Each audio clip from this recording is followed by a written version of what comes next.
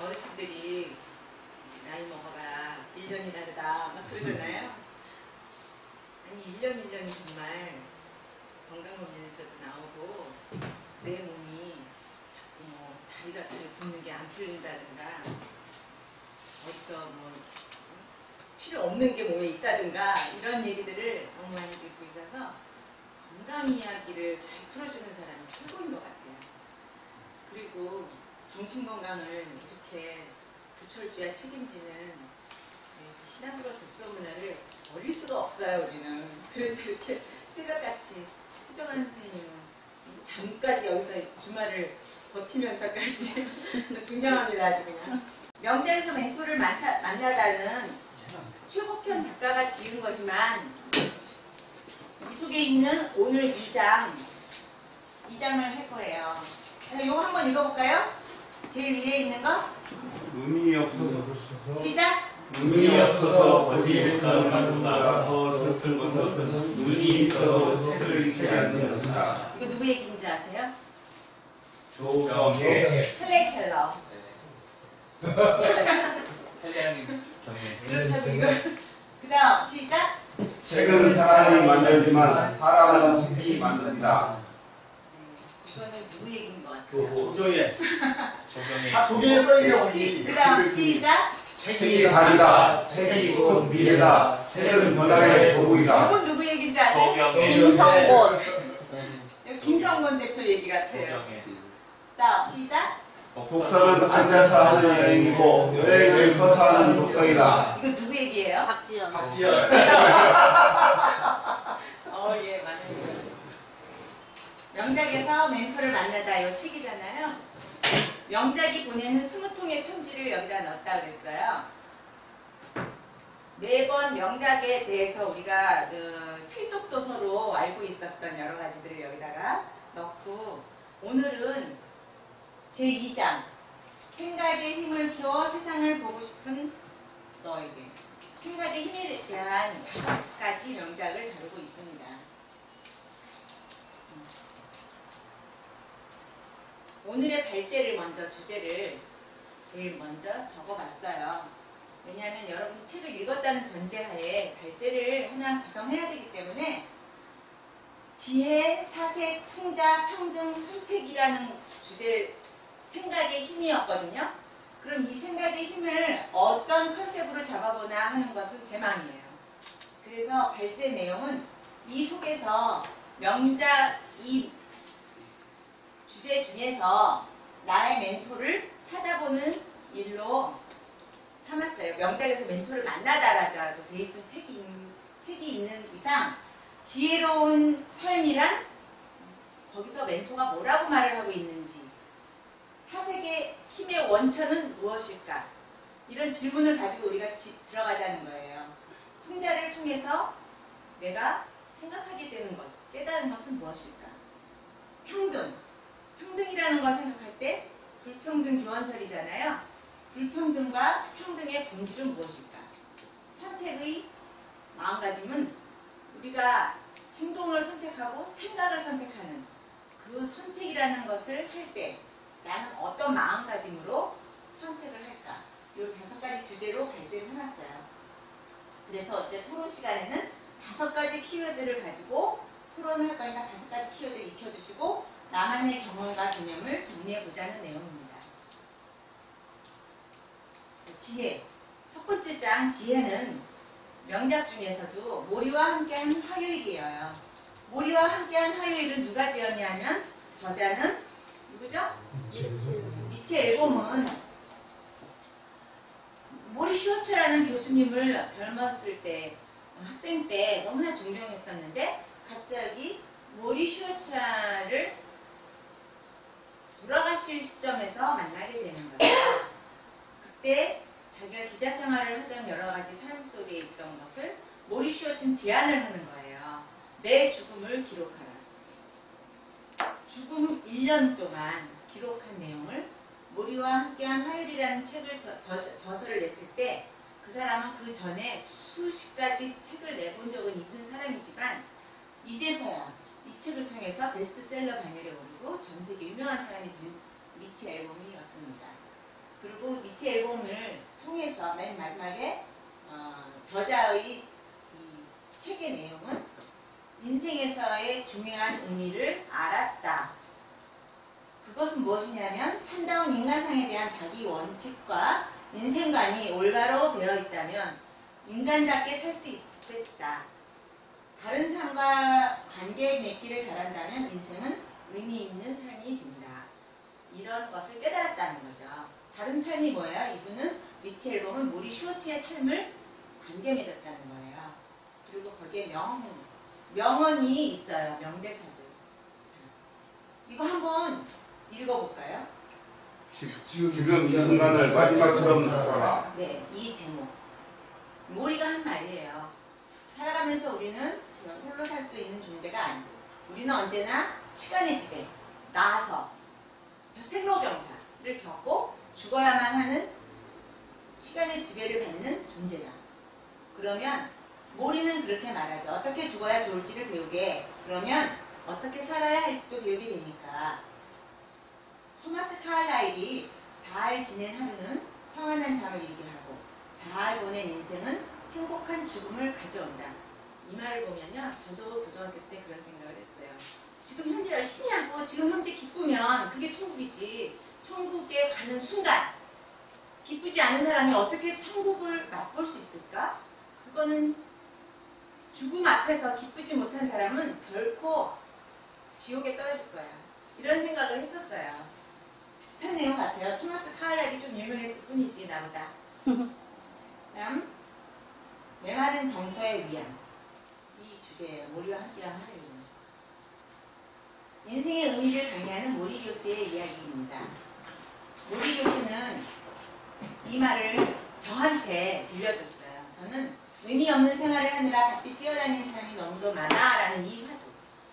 이 말이 저에게 아타고 딱 듣는 거예요. 우리 너무 SNS상에서 어머나 박완수 교수님 오셨네요. 아이고. 어서 오세요. 여기 앉으세요. 오늘 조경혜 이사님 어서 오세요. 발표하시는 거 아시고 오셨나 여기 보다. 오세요. 아이, 계속 안 싫어요. 여기 앉으실 때까지 중단. 아우, 특혜를 이기네. 네? 교수님이 오늘 그러니까 특혜를 이기네. 교수님 이쪽에 앉으시려니까. 이 노리 교수는 자기 인생을 의미 있게 살려면 자기를 사랑해주는 사람들을 위해 몸과 마음을 바쳐야 하네. 이 말을 딱 듣는데 뭐 생각나는 거 없어요?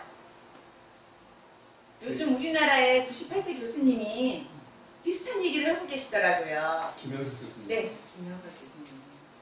사랑하는 사람을 자기가 속한 공동체에 헌신하고 자기에게 의미와 목적을 주는 일을 창조하는데 헌신해야 의미 있는 삶을 사는 거라네 라는 말을 해준 거예요.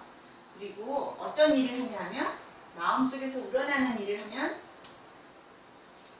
사람들과의 경쟁, 나의 열등감 이런 걸로 인해 질투심에 시달리는데 그렇게 하지 않고 질투심이 생기지 않는다. 우러나는 일을 해라. 그러면 다른 사람의 것을 탐내지도 않게 되고 오히려 그들에게 베풀게 됨으로써 나에게 되돌아오는 축복에 압도당할 거야 라고 조언해 줬습니다. 그러면 메마른 정서에 위한 조금 아까도 인생의 의미를 강의해 주는 거고 이번엔 메마른 정서에 위안이 되는 모리. 왜? 시한부 생명 선고를 받은 모리는 자신의 죽음을 삶의 중심이 될 마지막 프로젝트로 삼는다. 죽음 이제 얼마 못 삽니다 라는 병원에서 시한부 선고를 받는 순간 이 사람은 그래? 그러면 지금부터 설계를 시작한 거예요. 자, 제자 이리 와. 천천히 참을성 있게 생명이 사위해가는 나를 연구하시오. 내게 무슨 일이 일어나는지 지켜보시오. 그리고 나와 더불어 죽음을 배우시오. 이렇게 초청을 한 거예요. 미치를. 그 다음에 우리가 용서해야 될 사람은 타인만이 아니라 우리 자신도 용서해야 한다고. 왜? 왜냐하면 죽음은 생명이 끝나는 것이지 관계가 끝나는 것은 아니네. 용서해야 나와의 관계가 또 다른 사람과의 관계가 계속될 것이니까 용서를 배우게 해주는 거예요. 마지막에. 두 번째는 사색이에요. 사색 제목은 아우렐리우스의 명상록을 읽으면서 마르쿠스 아우렐리우스 형제가 이 명상록에는 그가 스스로를 경계하며 자신을 깨우쳐 올바른 일을 가고자 했던 형제로서의 치열한 고뇌와 자기 정화가 담겨있는 책 명상록이었어요.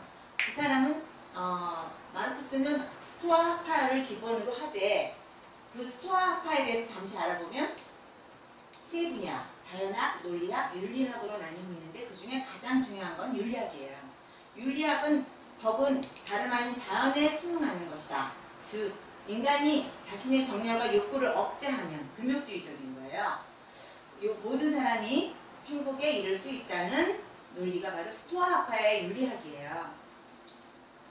그 다음에 스토아 철학을 통해서 알게 되는 지혜는 운명적 결정론이에요.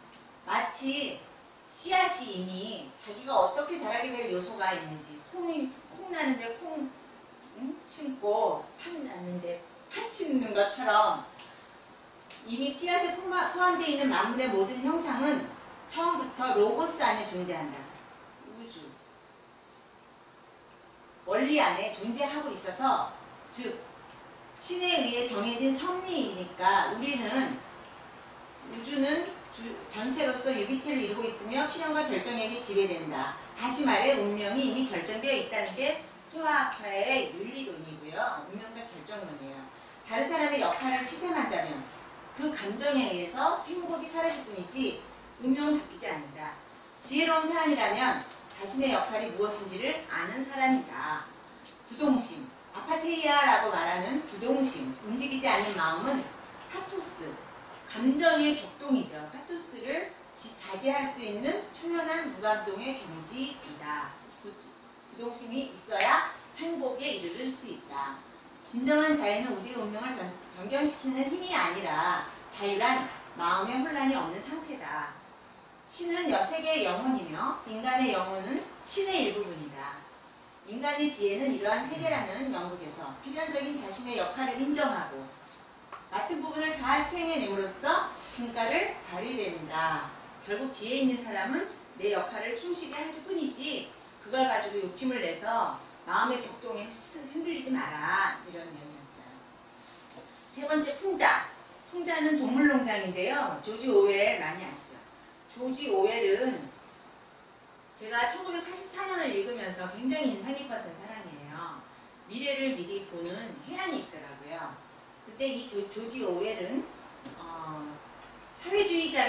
사회주의를 깊이 배운 거예요.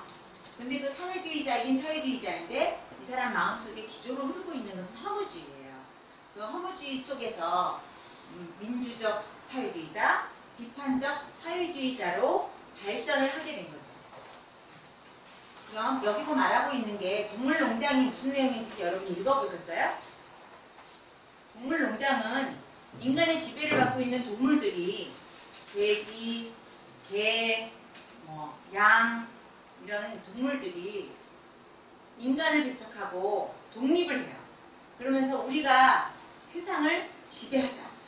우리가 우리끼리 살아보자. 그렇게 했는데 돼지가 제일 거기서 머리가 좋아요. 그래서 돼지가 제일 먼저 나서서 지배를 하게 되는데 돼지가 그 다음에 어떤 돼지, 나폴레옹이라는 이름을 가진 돼지가 하나가 개를 살짝 키워요. 그러면서 개가 다른 양들을 또 다른 돼지들을 살짝 이제 다른 양들을 지배하고 착취하는 존재가 되는 거예요. 그래서 그 돼지는 결국은 양이라는 것을 내세워서 자기의 존재 가치를 대의명분을 세우는데 결국은 끝까지 착취당하는 것에 끝나는 동물농장의 모습이고 혼란에 가중되니까 나중에 이 돼지가 살짝 인간하고 교류를 해요. 그리고 인간처럼 옷을 입고 인간처럼 두 발로 걷고 인간이 텔레비전 앞에 인간이 나왔다 돼지가 나왔다 하는데 동물들은 양이나 모든 동물들은 이게 인간이야, 돼지야, 인간이야, 돼지야 하면서 혼란 속에만 빠져 있다가 결국은 그 혼란은 인간이 지배할 때보다 더하더라. 이제 이런 내용으로 공산주의로 빠져 있는 스탈린이 지배하고 있는 러시아를 풍자하고 있는 거예요. 풍자. 이건 풍자잖아요. 그래서 이 동물농장을 통해서 대의 명분이 또는 혁명을 통해서 성공을 했다면 그 주도권은 진정 누구를 위한 권력이었는가? 권력에 대한 권력의 본질은 무엇인가? 누가 행사를 하더라도 과거의 상황과 대동소이하더라. 권력이 있다면 그리고 일단 누구든지 권력만 잡기만 하면 끼리끼리 모여서 결국 자기들만의 힘과 부와 자리를 나눠 갖는다. 이게 권력의 본질이더라. 아까 또 우리 포럼 많고 공동체 많잖아요. 기왕 처음에는 뭔가 할 것처럼 막 만들었다가 저 사람들이 조금 좀 튀는 사람 있으면 그 사람 탁 배척하고 우리끼리 뭉쳐가지고 아까 박지현 지원장님께서 진짜 그런 말씀 하셨어요. 나 모르는 사이에 나를 빼돌렸더라. 되게 불쾌하죠. 그 권력이에요. 그게 바로 주도권. 그다음에 이제 네 번째 평등이에요. 평등은 인간 불평등 기원론을 쓴 장자크 루소가 쓴 책인데 인간 불평등 기원론을 통해서 과연 평등과 불평등을 생각해보자는 내용이죠. 지금 우리는 생각의 힘을 키우는 5가지 키워드를 다루고 있는 거예요. 그 중에 네 번째고 책 속에서는 명대사가 있는데 한번 요거 읽어볼까요? 시작! 나보다 시작!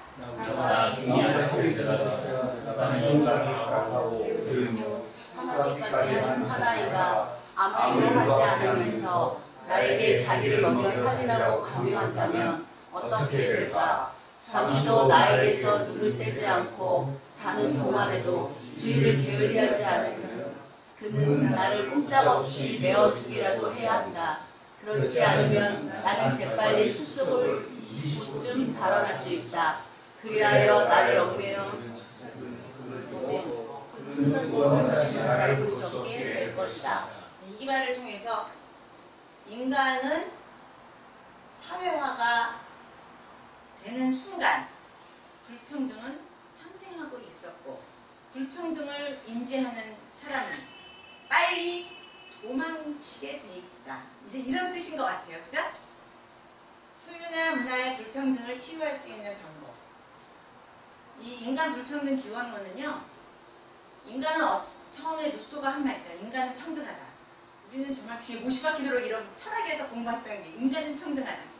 태어나는 순간 개체, 독립된 개체로 태어나는 그 인간 하나는 사실은 불평등한 존재인데 이게 인간 관계를 맺는 순간 불평등은 시작됐다. 가족, 부모, 그 불평등 그런 뜻이고요. 원시 상태의 자연으로 돌아가는 것만이 불평등을 치유할 수 있는 한 가지 방법일 것이다. 그러나 우리는 그럴 수가 없으니까 단지 그 불평등에서 벗어날 수는 없을지라도 불평등을 느끼지 않고 조화를 이루며 살 수 있는 유일한 방법, 그것이 바로 서로 협력해서 사는 공동체 의식, 더불어 살아가는 방법을 강구함으로써 불평등을 해소하며 살아갈 수 있을 뿐이다. 이 말이고요. 불평등은 결국 태어나자마자 부모와의 관계가 있는 이상 그거는 시작이 되는 거기 때문에 기원은 우리는 결국 자연 상태의 인간은 평등하겠지만 불평등 속에 살아갈 수밖에 없는 존재다. 이런 거예요. 그리고 열등감이나 문화의 불평등, 소유의 불평등 이런 걸 치유하려면 열등감에 대해서 생각해 보는 거죠. 우리는 열등감 속에서 시달릴 때 불평등 경쟁이 이루게 되는 원인이 되는 거고 결국은 자기 자신을 있는 그대로 인정하고 열등감을 갖지 않는 것이 또 지나친 소유의식을 버리는 것만이 나의 불평등한 그 문화를 치유할 수 있는 것이다. 그다음에 낙천주의자 칸디드라는 책을 가지고 선택이라는 거에 대해서 생각해 보기로 하는 키워드예요. 낙천주의자 칸디드는 누가 썼냐 하면 볼테르가 쓴 거예요. 볼테르가 쓴 책을 통해서 볼테르는 무슨 생각을 갖고 있는지를 한번 다뤄보고 이제 이게 마지막입니다. 명대사를 한번 읽어볼까요? 핑글로스가 시작!